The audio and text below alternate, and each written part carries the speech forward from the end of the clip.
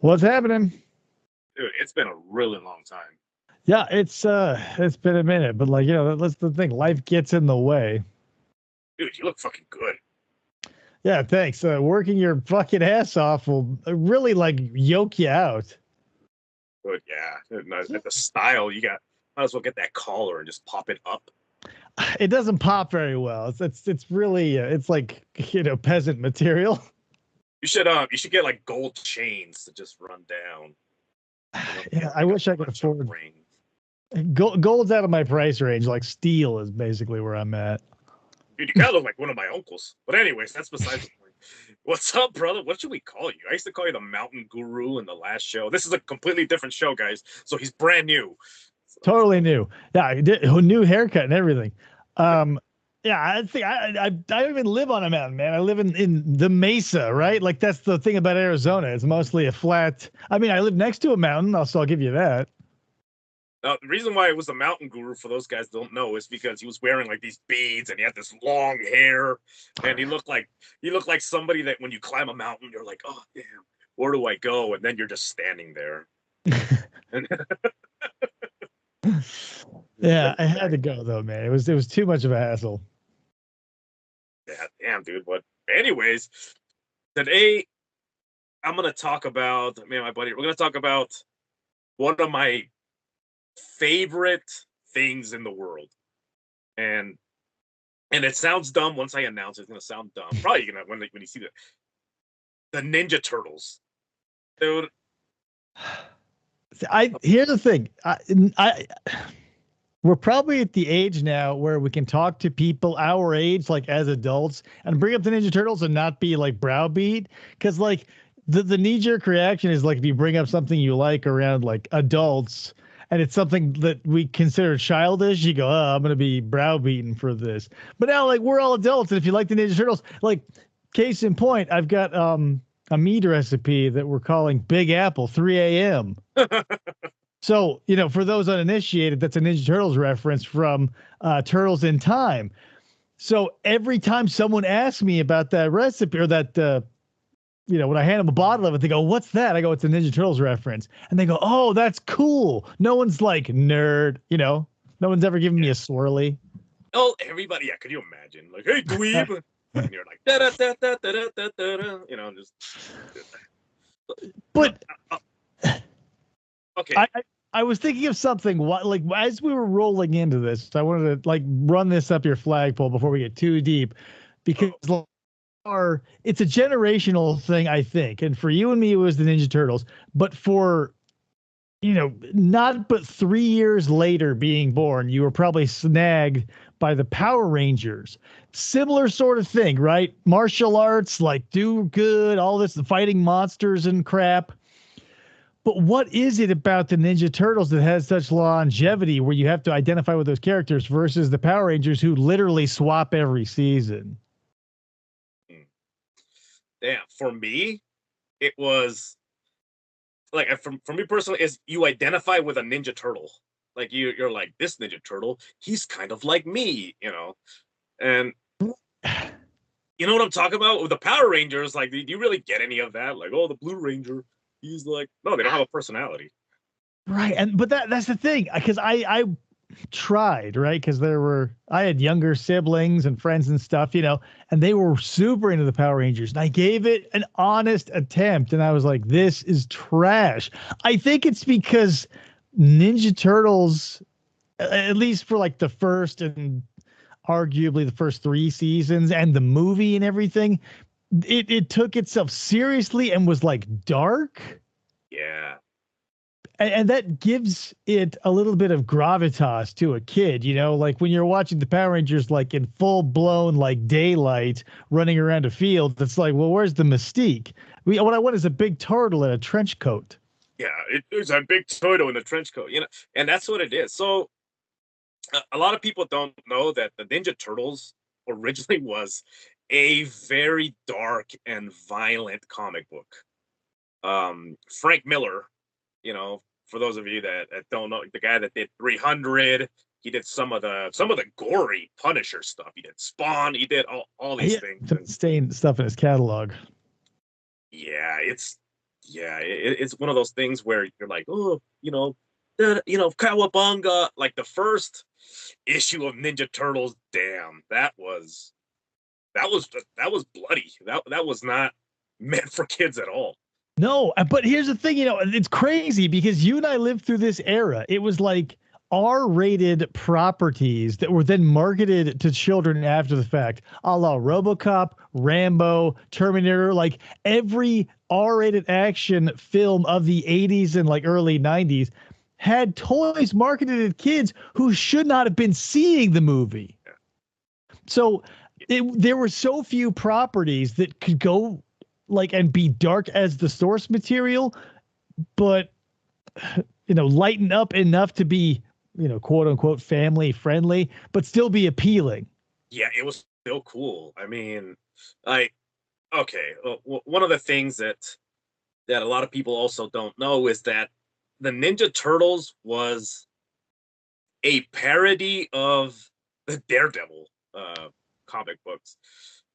It's one of my favorite things about it because it's so like it like once because if you were like me and you found them as a kid, you didn't know the reverse engineering. So the name Splinter and Foot Clan, like there's some gravitas to it. When you find out that that's based off of Stick and the Hand, and the hand. it's such a blatant, hilarious ripoff, but it can't erase the fact that Splinter still feels like a pretty cool name, even though it's an obvious dig, a lesser than of Stick. Yeah, of Stick. And for those of you that don't know, Stick was Daredevil's first teacher. Yeah. That was, like, I'm gonna teach you how to fight, then you have Splinter. But damn, like by comparison, the Ninja Turtles were, you know, the R-rated version of Daredevil because so Splinter, when he was demonstrating his family family secret ninja techniques, I'm gonna give you guys an example. He takes a thug and he reaches out and then he's got both his eyes, there's like blood running down his face, and it's like, yeah, Splinter can do that, you know, that's how badass he is. You kind of that's the thing. It's watered down because it has to appeal to everybody to like get to the heights that it got to. But I'm glad that it started in the darker realm because like if something starts in the middle and tries to please everybody, it doesn't have these pockets to serve us like mega fans, right? Like every surface level ninja saw the movie and was like, meh, okay, cool, that's whatever. Then they go see the other ones, they go, meh, like they're not interested in the lore or the like the people who are interested in the MCU versus Marvel comic books, right? Yeah. Like that's what the Ninja Turtles has for us people. Is like you can find all the weird shit like the zany Archie comics Ninja Turtles, or the ones where Splinter's snatching eyeballs. Yeah, and it's great. That's why I love the. Oh, we're gonna get into it. That's why I love the first Ninja Turtle movie because it took the dark comic book stuff and then it took the kid friendly stuff and it just kind of blended them together, and it meets you right in the middle and it works so well.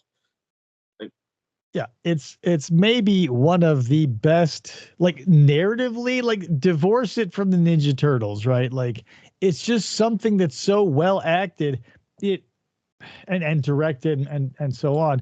Like it stands above and beyond. And this is like before this was being taken seriously, right? Like the Mortal Kombat movie was essentially a farce. Like the Mario Brothers movie was like a hilarious disaster.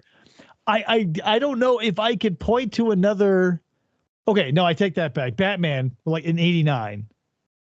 yeah, But like it's so many misses to so few hits. Like I'm surprised this isn't as talked as highly regarded as the Batman movie because Michael Keaton made Batman a comic book character like accessible to the public at large. Whereas like this, I feel did basically the same thing. Like the Ninja Turtles were literally everywhere, but people will join a Batman fan club because that's not sad, but like a Ninja Turtle one, what's up with that?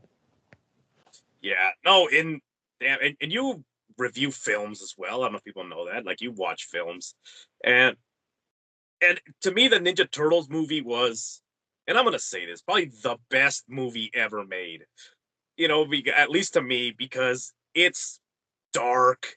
It's you have ninjas like the Foot Clan running around. It's so dark that if one could be hiding off the side and you wouldn't see them until it's too late. You know what I mean? It's dark. It's Yeah. gritty.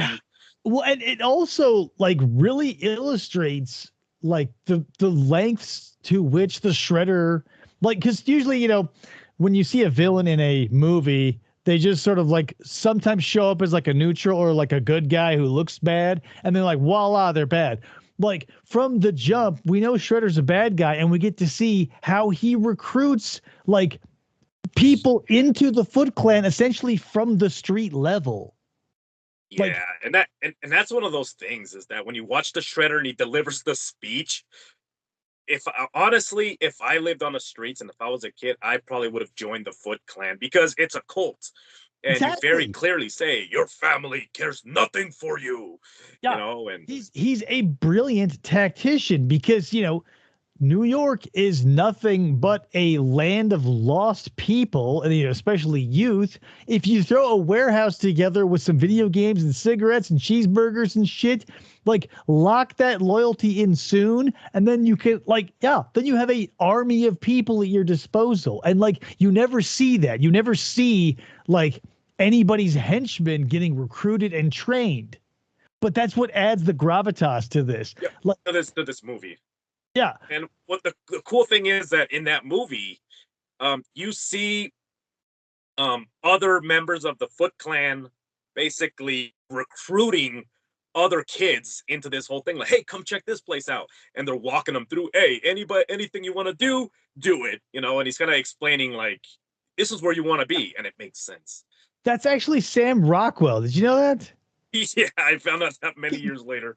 Mind blowing. But yeah, like it again, like the Shredder is not to be, disregarded or fucked with. He is like the ultimate bad guy because like totally self-funded. Like presumably, he left Japan and came to New York with probably nothing because what could he have? He was like a trainee at a ninja clan, right?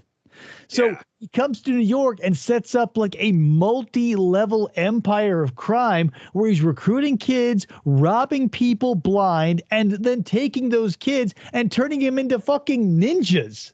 yeah, and that's the thing is that when I was a kid, the Shredder was somebody who I was like, damn, that guy is scary because in movies, the the big leader is always a coward. He like hides behind his henchmen, and you're like, man, I hate that guy. The Shredder is somebody that can recruit people because he's an excellent tactician, but also he could fuck you up, and not just you, but you and all of your friends. Yeah, and that's another thing about him is like he seems invincible to a point. Obviously, I don't know.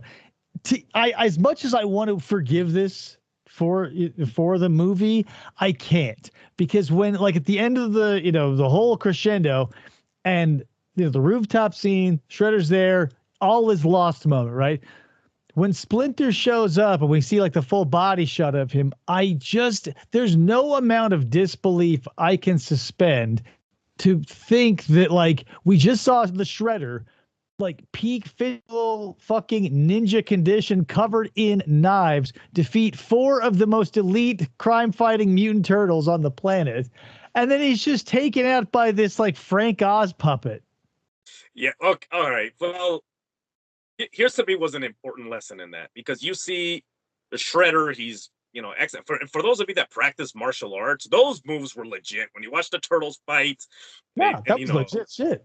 they do the roundhouse and they do the sweeps, like that was legit.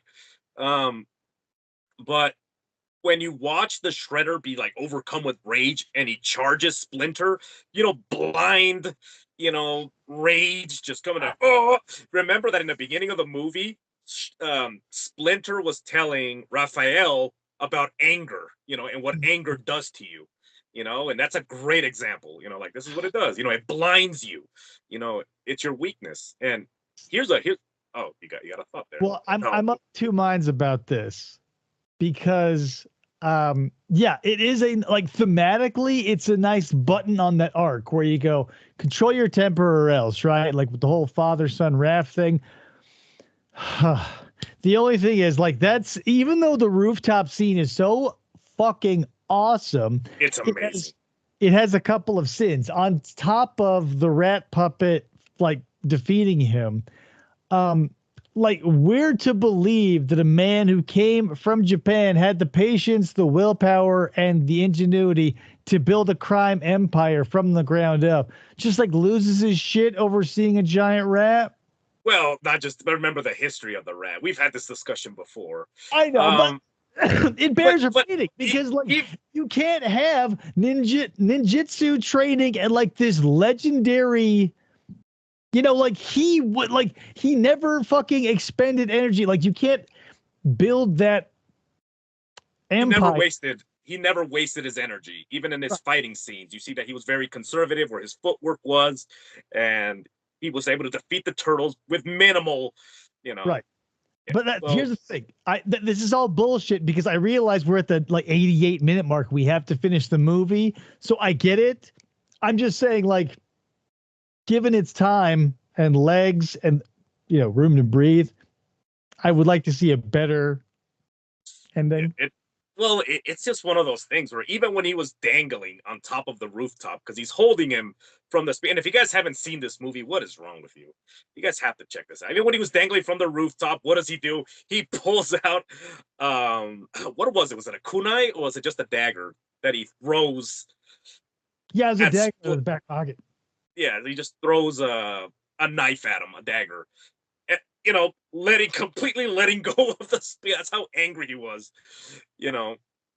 And so anyways, here's a couple quick things. So in the comic book, what does Shredder say to the turtles when they're all fighting him one by one? Because it's the honorable thing to do. Fools. He says all four of you could have overpowered me, right? Oh, gee, it's too much, guys. It's the emotion. I mean, he's feeling it. He's got turtle power. Sorry, man. You got shell shocked. I'm still getting you on this call. Sometimes I have a cough. You might have to edit that. Shell Sorry. shock. Never, dude. Never. Oh, okay. Sorry about that. So in the rooftop, he says, you could have overpowered me, right? If all four of you would have attacked me or something, Right. but there's no honor in that, right? In the comic books, in the first issue, same thing is happening. He's fighting them one by one till finally, I think it was Raphael was like, "What are we doing? Let's just get him!" And they all jump him, and and it's brutal. They stab him, they slash him. Donatello knocks his teeth out with the bow. And so it's just. Oh, here's another quick thing. Casey Jones, right before we leave this movie, because Casey Jones, the actor that played Casey Jones, I really dug that guy. I'm like, this dude is believable. Perfect casting with Elias Koteas. April O'Neil too. Truly. Judith Hogue, whatever. I wish she came back. I loved her so much. Yeah, she was good. She was believable when she smiled. It was sincere and it was charming too. Like she could smile, and she did that thing where she smiles with her eyes, and you're like, yeah, you know what I mean. It was just like, yeah, okay, all right, take it easy there. But anyway, so when you first meet the Casey Jones character, you see him when a couple of are they even mug? They just purse snatchers. They just snatched the purse and took off running, right? Yeah, like I wanted to believe, like in my head, they were part of the Foot Clan, but I think they were just two losers. Yeah, just to So because they had like instead of fighting, they ran away, Mhm. and the Foot Clan, you see them fight till like the battle was lost, basically. Building on fire, and they're still running in there, you Yeah. know. So these two losers, right? They rob this old lady, and then you see Casey Jones, and they fall down, because they're ambushed by Casey Jones, and Casey Jones basically calls them losers, calls them teenage punks, and instead of being like, "All right, guys, don't ever do this again," he takes a hockey stick and he walks back, and Right. Raphael stops him. He's straight up going to kill those kids for the crime of like purse snatching. And what's insane is that in the comic book, he does in a comic book you see him cock back, and he's like, "You two punks need to be taught a lesson." And Raphael intervenes. Raphael pushes him over, like. But in the comic book, he's watching from far away. He's just kind of like keeping his distance and watching this guy. So this guy cocks back, and you see the hockey stick just drop down, and then they show the next panel, it drops down, and finally you see brain matter hitting his mask. He's like, he just killed two kids over a crime. Right. Like, oh man. No backstory to him at all. Casey Jones is a very complex character, and who is the babe? Yeah, right. I like in the same thing. He like has his own place, right? But in the movie, he's just like a homeless dude who has like a police scanner. Yeah, he's on the rooftop with a police scanner. In the comic book, you see him with a police scanner too. Yeah, and it's I don't know, man. I kind of like the scrappy homeless guy from the movie, but I don't know. The more you think of it, it's like, where is Casey like existing when he's not with the turtles, right? He's like a great character. I love the way he interacts with all the turtles and April and like their bond. But like when like where is he existing? Right? Yeah, where does he go? Yeah, like I wanted maybe I didn't want it back then, but I kind of want it now. I want to see him like living on the streets in a cardboard box under a tent or whatever, or like going back to a studio apartment or something. In the comic book, I think he lived in a junkyard.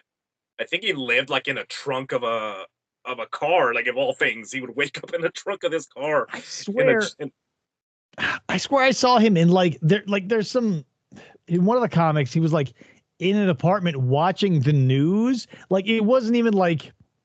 He wasn't so low tech like he had a police scanner. Like he was just watching the evening news. Then he would go out from his apartment or something. But I could be misremembering. There's like a million different retcons.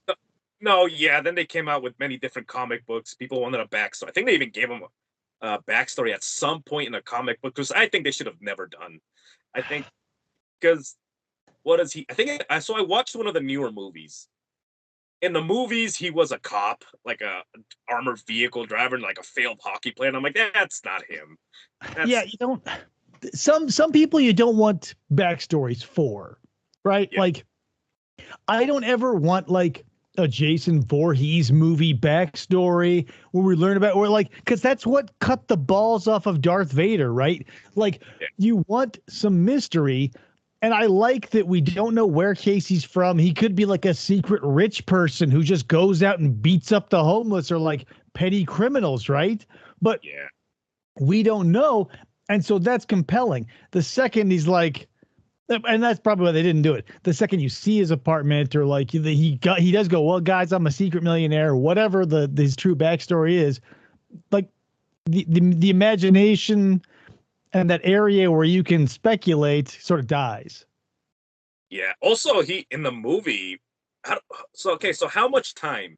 Do you remember how much time took place like within?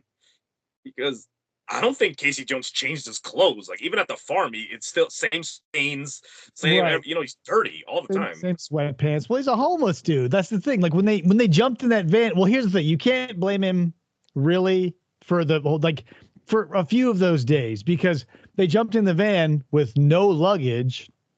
So they're going to be at the farmhouse in what they brought on their bodies. So I'll give him a pass. But he's still wearing it up on the roof. He's still wearing it in their first encounter. That's the thing. He could, he could again be like a secret rich person who just has like a closet full of the same like white shirts and Hanes sweatpants. So he's Kid Rock, he opens up his closet. He's like Kid Rock from head to toe, and he's like, time to fight crime.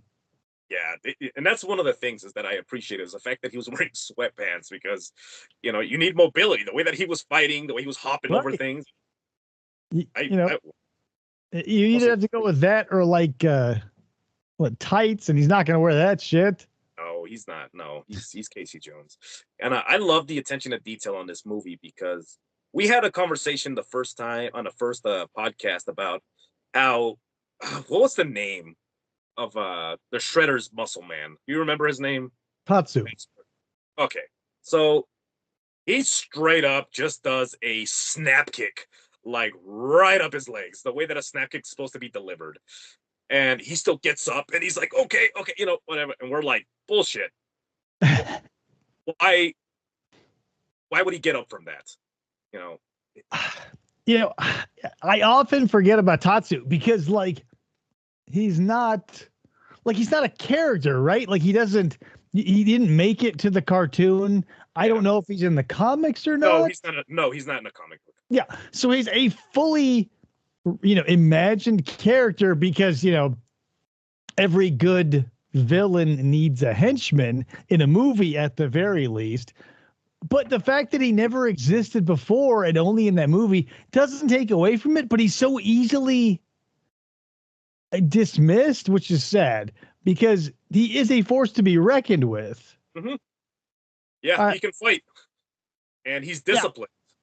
Yeah. He teaches very valuable lessons. So what's insane is that for those of you that practice martial arts, a lot of the things that he talks about, like for example, never lower your eyes to an enemy, that's a legitimate teaching from the Book of Five Rings. Yeah, when you bow to an opponent, never take your eyes off him, ever. That's just, as we peel the onion of this movie, that's just another layer because it's like, it's not just it's authentic to the source material. It's not just that it's like carrying the soul with it, but it goes that extra mile of making everything it does also pretty legitimate. Like it's not like there was a choreographer and they're like, oh, this will be a fun fight. Like everybody who worked on that movie from like, because Ernie Reyes Jr. was one of the guys in, legitimate martial artists, like world-renowned people are, doing this. And it's not like if if the actor was not in a costume, they could probably get away with just like training for a few months and then just like creatively shooting it to make it look like they know what they're doing. Yeah. But this has like legitimacy in spades. Yeah. Yeah. This guy, Ernie Reyes Jr., for those of you guys that don't know, he learned a lot of his kicks from a martial artist called Benny the Jet Urquidez. Amazing kickboxer, practice. He talked about how Benny the Jet, if you guys don't know who that is, look that guy up. You see him kicking a bag and it's a work of art.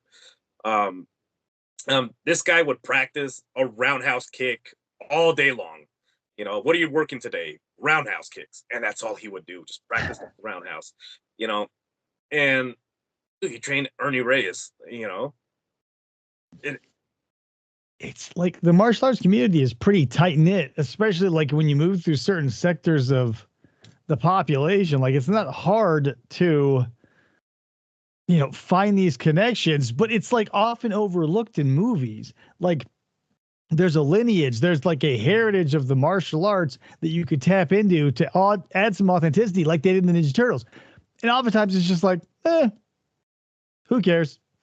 Yeah. And you know what sucks is, I practiced a little bit of martial arts back in my day, and when you watch these action, all right, when you watch these action movies, these martial arts movies, and you watch somebody like Jason Statham, like, you want to fight, eh?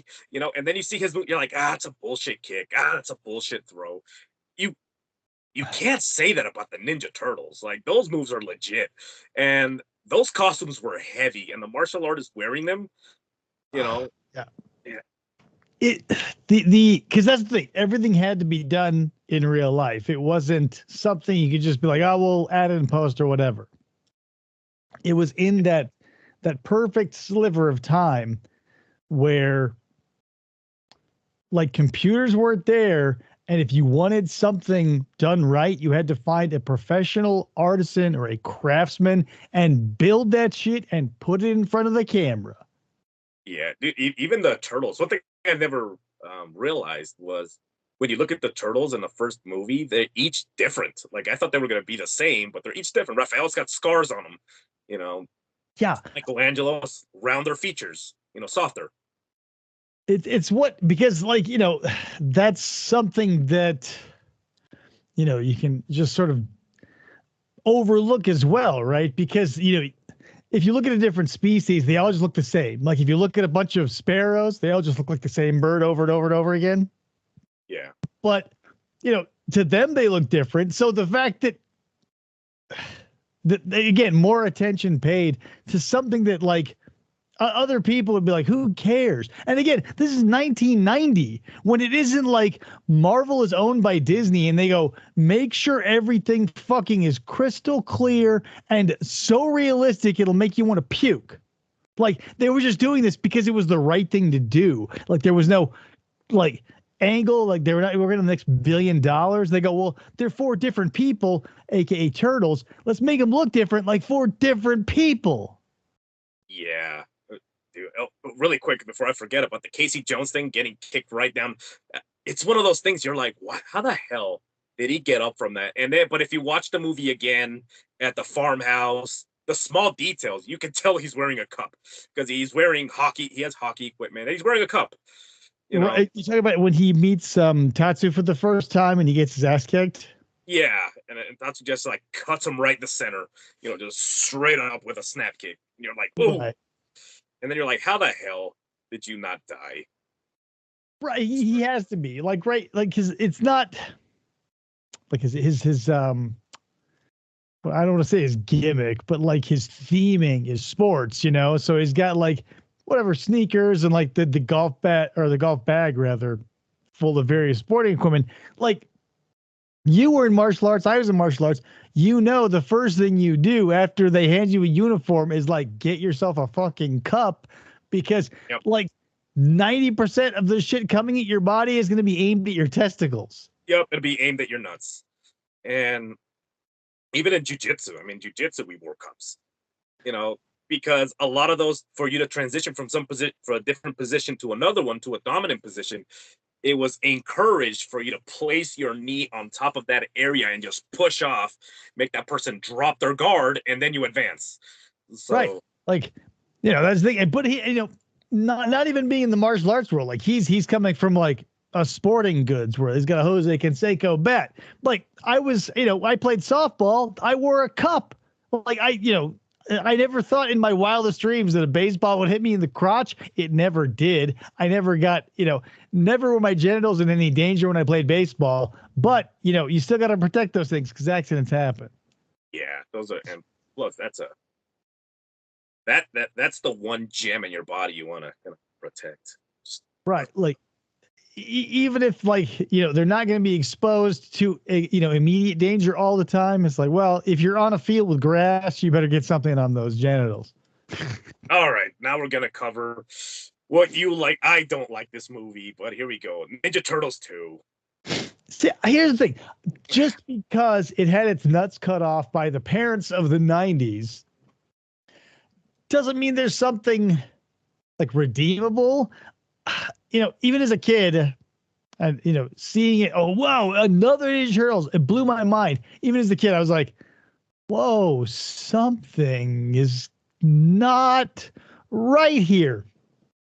And then I knew something was definitely not right when Vanilla Ice was on stage.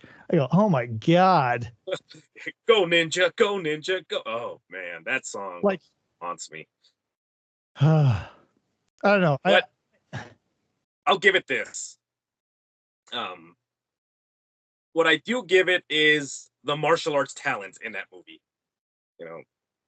Yeah, they kept a lot of the same authenticity with the martial arts goes, but I kept waiting for the lights to go out, right?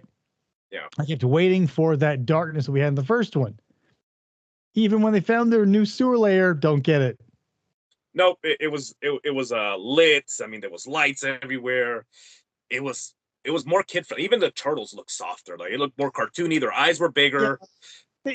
Maybe you didn't notice, or maybe you did. They don't use their weapons. Like, oh yeah.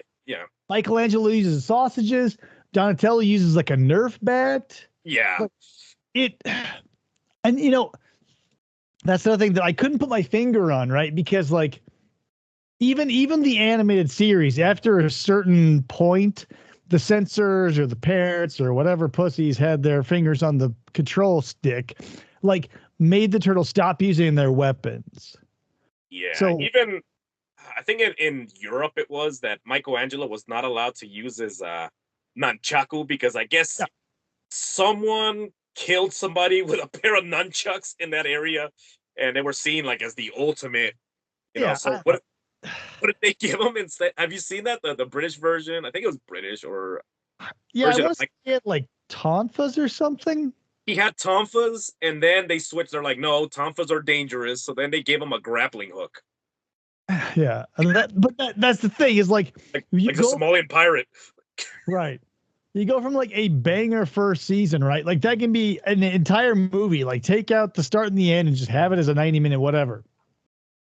But they're using their weapons against, it's still like robots, but they're using their weapons. I mean, it wasn't like maybe season 3 or 4. I don't know when their weapons fell off, but it just went from like using them against, still not even living things, but to just like, I don't know, like Leonardo would cut a pizza with his sword every once in a while. And that's basically it. Yeah, they got reduced to that. In the movie, what I loved was that scene in the apartment when they're fighting, and then Leonardo keeps taking his swords, and the foot soldier Gotcha. keeps like moving. Yeah, gotcha. He was trying to cut his head off. Hell yeah, it was. That shit's legitimate, son. Yeah, Like, and he was using both swords to say I forget what that cut is called in kendo, but it's a legitimate. It's another legitimate move. You swing your swords down, and if your opponent gets out of the way because they see it, you come down, and then you come in with a thrust kick, you know, and forward, and then you do the same move again. In the movie, they didn't do. They just kicked them and then kicked the guy behind them. But if you were to follow like kendo and then look through the whole thing, yeah, well, what it is you push off of your opponent, knocking them off balance, and then you come around again with your swords and you cut them. So again, so legit let moves. me let me get your opinion on this then, because they're shooting allegedly whatever the last Ronin.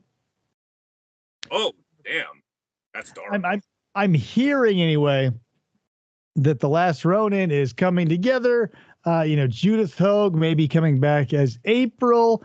Oh, Like, what do you think with like, what do you think the odds are that it'll be good in that it's like not just authentic, but do you think it'll be dark a la like, because Deadpool opened up a lot of doors for a lot of projects? Do you think we'll get to see something as gritty as like the last Ronin comic, or do you think they're going to cut the nuts off of it? yeah. In my opinion, if you're gonna make the last Ronin, a lot of people that are not comic book fans or anything like that don't know even what that is.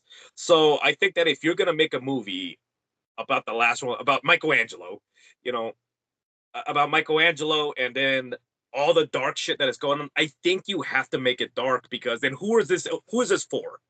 You know, it can't be towards the people that love the Ninja Turtles because they're all dead. Only Michelangelo's left. You know, so I'm hoping, damn, and on to be honest with you, when I read the last Ronin, it was really fucking depressing. Well, and rightfully so. Like everybody's It, fucking dead. It everybody's kind of dead. felt. It made me feel a little bit like Days of Future Past when all the mutants are dead and it's just like Yeah, Wolverine rolling around. yeah, it's It just feels like one of those yoked out concepts.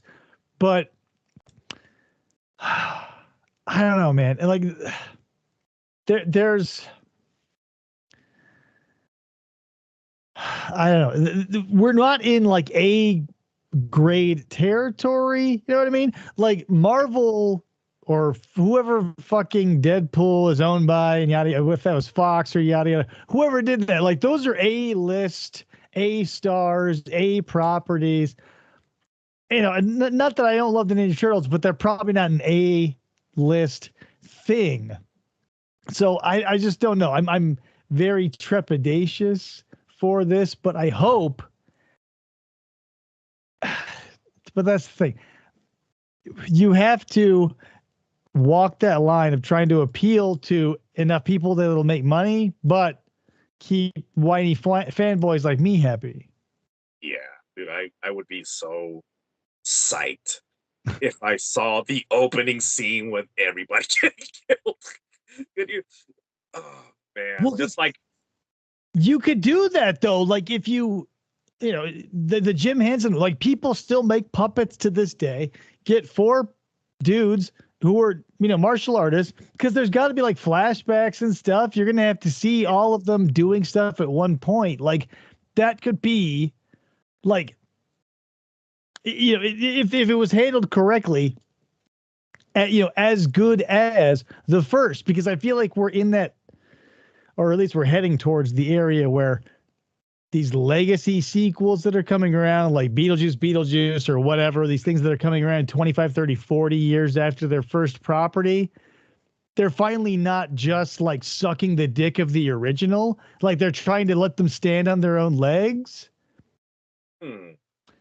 So I'm hoping that might happen, is they won't have to have callbacks to any of the old stuff to like break the flow. Like it'll all be there to do the fan service, but it'll be in the background. yeah, just like very quick.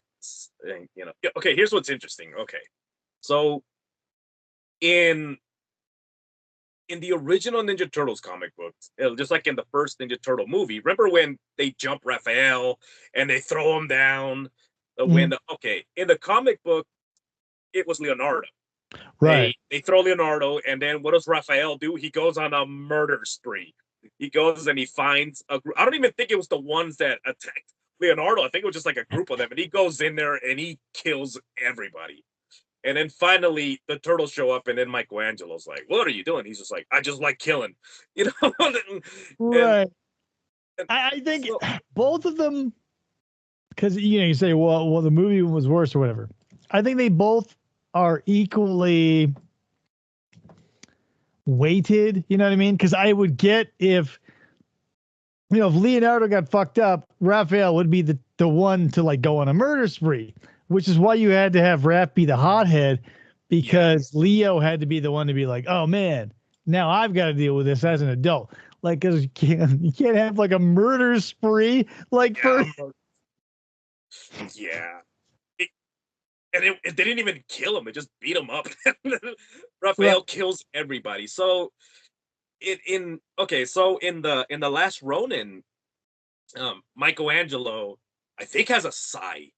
I think he has a sai, and he's fighting because Raphael's the first one to die.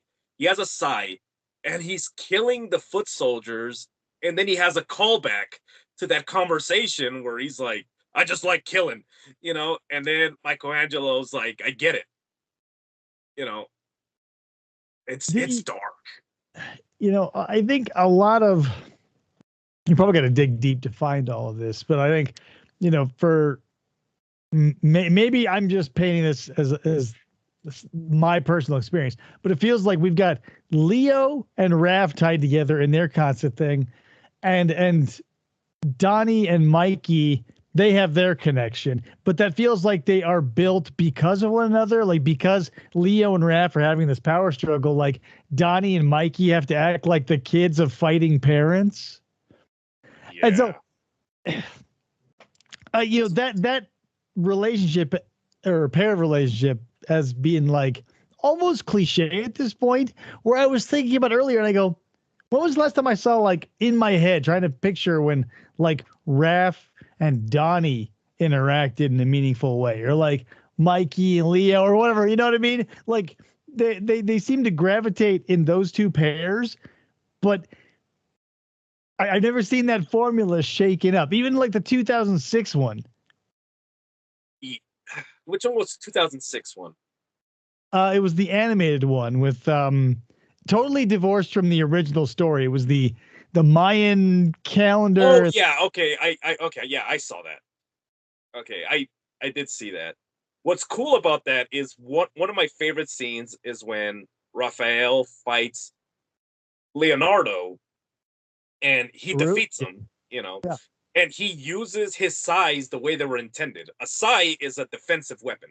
exactly. Uh, it's supposed to defeat swords. And that's what he does. He catches them, and it just has like enough torque and leverage where you can break a sword, depending on where it's at. And he, catches the swords, and he is so angry he breaks a sword, defeats him, you know, and then, of course, then uses them offensively. How to use it offensively? You use the you have a pair of those. You know what I'm talking Yeah, about. they're hanging up over there. Yeah. So he goes and he puts it, I think, close to his face, and he's like, "Yeah, I could have killed you if I wanted," you know. And it was just beautifully done. That scene was amazing. Other than that, I don't know how I feel about the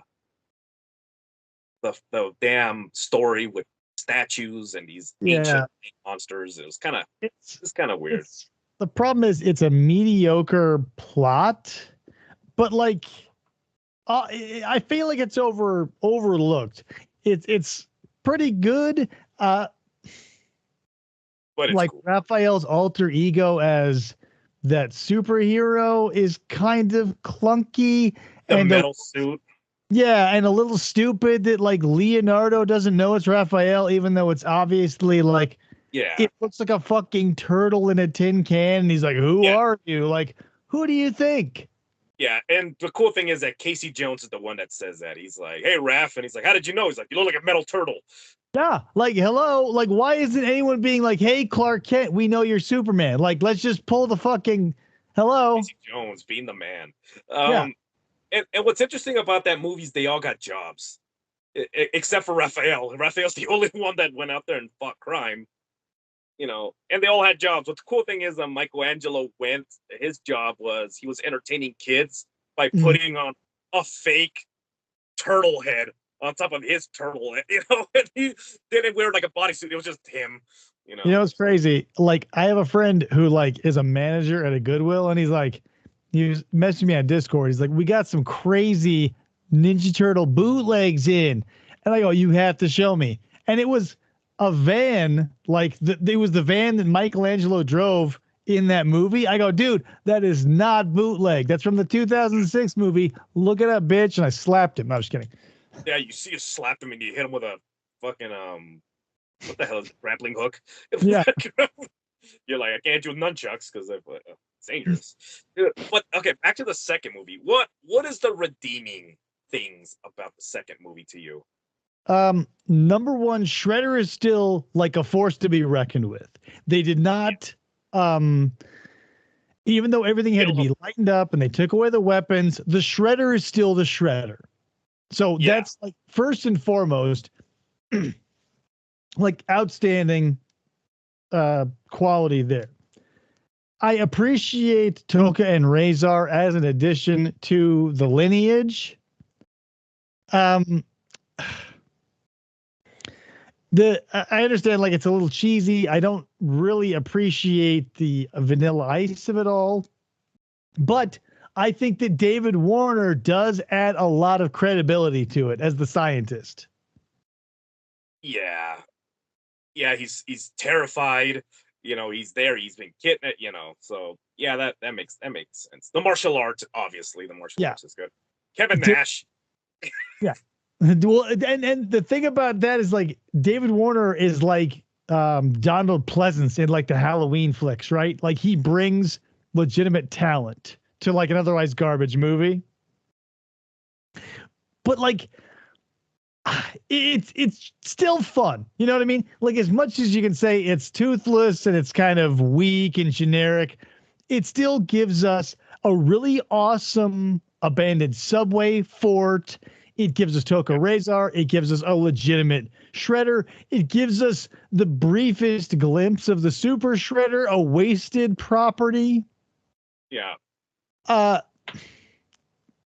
I think Kino and Raph's dynamic is worthwhile, even though I feel that Kino is overall an annoying character. yeah. It- Man, yeah. I guess I hate that movie. I just hate it because of that. Just it's pandered to kids. Right. but And there's enough in it where you're like, okay, here's the, the we martial arts is legit have at least. we have to live in the world that we live in. We can't say, well, what could have been? Because the fact of the matter is, all of our parents fucked us over and ruined the second one, more or less. But like, the, it, what they could have done was completely demolish it and make it like the third one. But all of the parents, demands were met. Like it was lighter, there were no weapons. Like, but I mean, it didn't make it stupid, right? Like Yeah, the donut scene with the anti-mutagen at the Toka and Razor meeting in the junkyard, like that could have been played off as like a bullshit, like, what are we doing? We can't use our weapons. Like, this is stupid. But like, to this day, I remember having tension in my body as a child watching them and like hoping this scheme played off, not even worried about the weapons because they were using their brains. yeah, and and that's the thing is rewatching it. I was just like, man, this movie. But I was very hypnotized by the fighting scenes because the fighting scenes are still legit. You watch that, okay, I see what he's doing there. It's like, oh, okay, he set him up. He hit him with the leg, and then he hit him in the head. Roundhouse went low, then went high. Like, okay, that makes sense. Yeah, You know, like it's a very, again, it's authentic, but also even though like Splinter in the first one looks like a legitimate sewer rat, and in the second one he looks like somebody from Fraggle Rock. But here's the thing: I think I for two reasons I like it. They filled out the puppet so it looks more like a full body instead of like a mechanical skeleton with a rat pelt yeah, draped over it. But beyond that, we go, well, now he's all like fluffy and stuff. Well, imagine you going from like living in the sewers to having like an underground, you yeah, know, yeah. train car paradise. You'd have like shower, like they were living with April for a long ass time. He'd be showering regularly and he'd be like a clean ass rat. So, there are things you can chalk up to like the parents ruining it or just like the reality of the situation. When Splinter gets to bathe every day, he doesn't look like a greasy hot dog turd in a sewer. It doesn't look like a turd that's been like rolled around the barbershop floor. You Yeah, know, seriously. Like you give him a bottle of Pert Plus and he looks like a normal rat. yeah, he looks like a normal rat. He looks like a pet rat. Also, here's an interesting thing: is in the cartoon, um, what was his name? Hamato Yoshi, Uh-huh. turns into a rat. Right? He gets a mutagen and he turns into the rat, and then that's how he became Splinter in a cartoon. Uh And oh yeah. yeah, in the comic book, he was in a cage just like in the movie. He was emulating his master Yoshi. He was emulating his moves. And then not Urukusaki, not Shredder, but I think it's Anato Saki, his brother. Ends up fighting. The master Hamato Yoshi, and then Hamato Yoshi kills him, and his little brother, which was a lot more violent than his older brother, ends up, becoming the Shredder, and then he goes and finds Hamato Yoshi in America. He hides. Oh. He hides like in a shipping container. He's homeless. He's eating rats. He's fighting. He's doing, and then he forms a little gang. And then he finds them and then kills them. Why do you think like because not that you need to go this like base, but like revenge tales, are usually one of two things. Like the revenge is like so beautifully orchestrated, like it's like Punisher, or something like like the Thomas Jane Punisher, Yeah. or it's like, they're desperate, like oh god, what's his nuts? Horshack from The Watchmen, like he's essentially just a homeless dude with a mask, like eating beans and shit. Like, you can, they're, I'm not sure which one I like more. Maybe it's the more desperate one where like you're so dedicated to your revenge plan that you're willing to live in filth and eat rats just to like bend every bit of yourself toward this like revenge. Damn, that's a hard. I I probably like the eating the rats thing because there's so much more. You know what I mean? Because like I said, it's gritty. It's all this shit. And Uh, I look back at Casey Jones like, what happened to you that you're right. this? But that's the thing. You don't want to know legitimately because you want to ask yourself that. You want that question to exist. Because if you found out, it's like, I don't know, meeting your best friend's brother, you know, it's like the lesser than like, oh, you're related to him and like I like you, but you're kind of a like you don't want that in like your really good characters. And I want Casey Jones to like maybe even tell lies. You know what I mean? Like Yeah, not like huge lies, but like tell everybody who asks him where he's from like a little bit of a different story, different or like, story. yeah, something like that. I don't want to know because like the reality of the situation would probably be like his dad and his mom were rich and like he just was like a really angsty dude who wanted to beat people up. Like none of the austerity of like being an orphan, like Batman or whatever. Like he was probably just a dick who didn't want to get a job and loved to swing bats at dudes' heads. But Yeah, that's why I like it to be a mystery. uh, this is how dumb I am. I've lost sleep trying to figure out what the hell was up with Casey Jones. Like, who is this guy? Because I'm trying to piece things together. Like, damn. So he just hangs out, you know, on rooftops and listening to a scanner, then goes and then obviously kills Right. criminals. And they also talk about the large amount of violence and murder that's occurring in the city, the beginning of the movie. Um, but you see the Foot Clan and they're mostly stealing. I'm like, I wonder how many of those murders are Casey Jones. Well, You know, isn't it interesting that like every character type that you've seen in a movie has been like emulated in real life. Like, you're always seeing in like, maybe not always, but there are news stories like a real life Joker, like someone dresses like the Joker and is just like a menace to society, or like, kids or adults or whatever, they emulate what they see in the movie and like to good or bad, they do it. That nobody is out there being a vigilante. You know what I mean? Like yeah, everybody is aping all of these things and doing them in real life. But like when you see a real life superhero, it's always like some nerd in a Party City outfit who's like, well, I walk around the neighborhood, I give candy bars to the homeless people, and if I see something sketchy, I call the police. Like or if they are existing, they are doing it in such an obscure fashion that we don't know they exist. yeah. Kind of like Casey Jones. He can hide in a homeless shelter.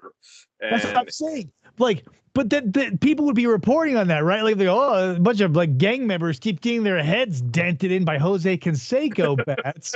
You go, well, what the fuck? Like nobody, people are willing to like watch a movie and like learn how to steal money or learn how to gamble or learn how to do this or that, like any illicit activity. But when it comes to like fighting crime, people are like hard pass.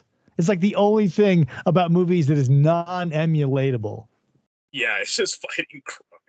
You know what's Like, cool about that movie? I should get away from that movie and then just wrap it up. But damn, Casey Jones knows how to fix shit. I wonder if that's like maybe that's how he makes spare money. Maybe that's how he just like he fixes shit around the neighborhood. When I was growing up in in California, when I was a kid, there was a crackhead. Everybody got and the neighborhood was predominantly Hispanic and black. There was no white people. And but there was one white guy. He was a ginger, red hair, just wild crackhead. Everybody called him Chucky. mm, That was his nickname, Chucky. Chucky can makes fix sense. anything. Chucky can like, what's wrong? Oh, my fuel pump is gone. He's like, hey man, give me 30 minutes, man. And he takes off running. And then he comes back with a shopping cart. And you're like, where the hell did he? And you always saw him running up and down the road with a shopping cart filled with shit, like to fix vehicle. That's what he did. One time I saw him like rolling tires, to run down, probably stole from somebody else. And you never know. So with Casey Jones, is I like think like maybe he was, except for the crack part, obviously, but maybe that's Right. just what he did, just a traveling mechanic. Possibly. Maybe he kind of reads a little bit like Rowdy Roddy Piper's character from They Live.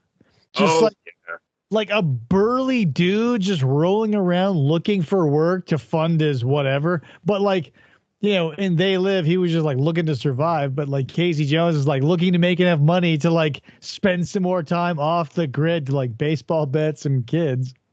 Yeah, because I was thinking about that too, and I'm like, wait, does he have a job? Like, what is he buying? Like, you don't see him. Like, even when the turtles, this whole thing, he was at no point was he ever like, well, guys, I can't go because of my job. He was just like, let's go.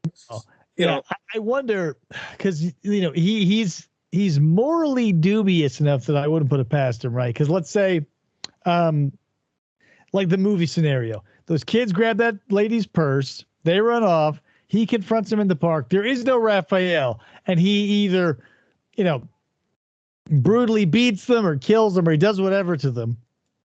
He doesn't know what lady that purse is from. So do you think he's like, sort of darker Robin Hood, killing or maiming these people and just taking the money because he knows he can't get back? I like to yeah, I like to think that he takes the purse and just throws it in a garbage can and just runs off and finds the next person. And Yeah, the whole thing with he wasn't gonna kill them. He's cocks way back with that hockey stick, and he's gonna bash their heads in. you know, well, I'm just thinking like logistically when we're thinking about how does Casey live? Like, let's say let's put as much good on him as we can, right? So let's say that situation plays out where like these two kids are unconscious and now he's got this old bag's purse, right? Like I think he would be like lawful neutral enough to like rummage through the purse, grab any cash or coins, but like take the cards, the ID, the important stuff like the keys, drop it off at like a police station, but still keep the cash. yeah, and the cops would be like, "Oh, what a nice homeless man." Yeah, just be like, hey, some dude, give this to this lady. Smell you later, but he's got $40. And if he's out there all the time busting muggers, and with New York in the midst of this huge crime wave, he could be raking in like hundreds of dollars a night. He could be, yeah, dude, six figures on just Like doing what you want to do. like in a perfect world, he has like a wallet or like a big pork roast roll of bills he keeps on a rubber band, and he just like rolls a shopping cart full of purses into his local precinct and be like, hey, it's on you. He's like, he's like, look, looks like my job here is done. He's just covered in blood. He's like, get these purses back to their owners, and he's like juggling dollars and covered in like blood and brain matter. Yeah, and like what does he like? What does he do? Does he go to Big Five and just get better equipment? Like, what does he do? He's a hobo. Well, like any good sports player, your sticks wear out, your bats, your balls, your bags. Yeah, I can't imagine. What a Jose Canseco bat. Right. But I don't know, man. Like, would you lose a little bit of credibility if you're running around like the streets in New York with like a brand new black and white like Callaway bag? He probably no. What a poser. Yeah, what a poser. Look at that idiot. I think see, I gotta reread them. They're probably really valuable now. Ninja Turtle comic books. I'm pretty sure he had a shopping cart filled with weapons. Well, of course. Like, how else? He also had explosives like out of TVs, and he's just like rolling it around in a damn shopping cart. And he puts it inside this apartment where the Foot Clan was meeting, and he just detonates and he kills everybody in the room. Doesn't even bother running in. He just runs off. But this is also the kind of property where any and all, genres are on the table, because when you're working with a base of mutated turtles that are now the size and shape of human beings, like what's too crazy? You can make it super corny or you can make it ultra violent, and both are acceptable because it's not like a human character who would be grounded in any sort of reality. Like you wouldn't see Al Bundy like stabbing a bunch of kids in the stomach. You know what I mean? And you wouldn't see like Jason Voorhees teaching a kid how to use the shitter. Yeah. So But when you've got Ninja Turtles, they can do literally anything, and that's the beauty of it. Yeah, especially that moment of confusion with Casey Jones runs into Raphael. And he's like, "What are you, some kind of punker?" You know, like Punker. he's like, "What are you?" Doesn't that feel like something your parents would say? Like a Yeah. punker. What the fuck is a punker? What's a punker? But he Jeez. says it with such disdain. He's like, "Punker." I hate punkers, especially bald ones with green makeup on. You know, Massive ugly faces. Ooh. yeah, he was 100% gonna kill Raphael until he's like, "Yeah, you know what? I'm out of I, here." I I feel like punker might be like his own little homeless speak. Like he doesn't have any friends. He probably just sees people who look like that and he goes, they're punkers. What a punk. Damn it, dude. All right, man, let's cut this short. We talked more about Casey Jones and the Turtles, but it's Ninja Turtles is just one of those things that is in my life, and I'm glad that it's in my life. Even if they cartoon it up, who cares? It's a Ninja Turtle. I'll watch all those movies. It's You know, something that appeals to everybody, but if you dig deeper, there's so much more. Like you never you won't look back going like, oh, I waste so much time on the Ninja Turtles. Like there's so much there. dude, you got Ninja Turtles all over the background there. Hell yeah! Like the corner over there is my Ninja Turtles corner. I've got all the weapons, a manhole cover, the original movie poster, a bunch of lithographs. Like I'll fuck around, bro. All I got is Ninja Stars. That's all I got. Ninja stars. What an idiot. No, but dude, we should come back. We should talk deeper about not just Ninja Turtles, but martial arts movies in general, just like really bad ones. You You know, know, put put this in the back of your mind, but like I feel like Black Belt Jones is another one of those oh, properties completely overlooked. dude, Black Belt Jones, he's the shit with that One of afro. the best. Oh my god. Yeah, that was the coolest. Black Star Cinema, damn, dude, that was good stuff. All right, man. So you want to plug your show? Yeah, if you want to see more of me or see what I do, it's mostly like old commercial sort of thing, trading videos. We also do a little bit of true crime, but basically whatever I want over at FFOP Radio here on YouTube. Yeah, dude, it was good, man. It was good talking to you. You know, I really miss these conversations because you're the guy. Yeah, bro. Yeah, I'm always here to talk about whatever because talking is what I do. What a cool catchphrase. All right, guys, this was what is this? What is this channel called? Oh, Decon versus the World. So Expand. catch us later. I got more stuff. That was dumb. I don't know why I said that. I'm just too hyped. Now I'm just thinking about Casey Jones. I want to get a hockey mask. I've got You have hockey. You have hockey masks. Yeah, I've got. You should have worn it for the show. Well, it messes with the mic. It's literally sitting 8 feet from me right now. If somebody could just. But anyways, yeah, man, this was fun, man. This is a blast. All right, guys, don't forget to like and subscribe. Head on over to the Fistful of Podcast Radio channel with this my man Dave. Good shit. I mean, you will watch his stuff, especially when he's doing old commercials. You know, it's just those nostalgic things, and he talks about the stuff that you were thinking about back then. Like, why the hell? Who does that? You know, just shit like that. So the 90s were a wild time. Yeah, especially the 90s. That was nuts. So, all right, guys. So you guys have a good night. You have a great night, brother. It was fun talking to you, man. Take it easy. Take it easy.